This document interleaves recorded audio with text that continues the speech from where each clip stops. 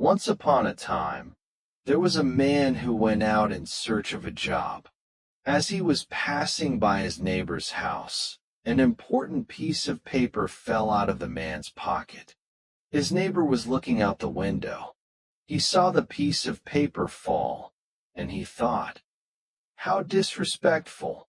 This guy dropped it from his pocket on purpose. He's trying to make a mess in front of my house, and he's sneaky about it too."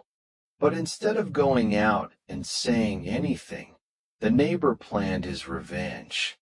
That night, he took his waste paper basket to the man's house.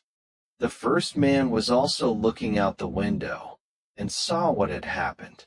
Later, when he was picking up the papers that had been thrown on his porch, he found the important piece of paper that he had lost.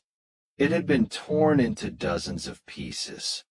He thought that his neighbor had not only picked his pocket, but had also used his cheek to pick through the pile of waste paper.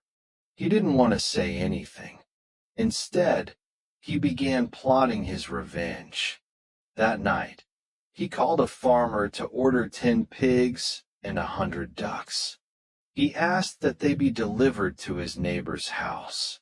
Of course, the next day, his neighbor had a lot of trouble trying to rid himself of the many animals and the pong that was with them. Convinced that it was a dirty trick played by his neighbor, as soon as the other man got rid of the pigs and ducks, he began plotting his revenge again. And so it went on. Both men become ill. The two ended up in a hospital and had to spend a lot of time sharing a room. At first they refused to talk to each other, but one day, fed up with the silence, they started talking. As time went on, they became friends, until one day they plucked up the courage to talk about the paper incident.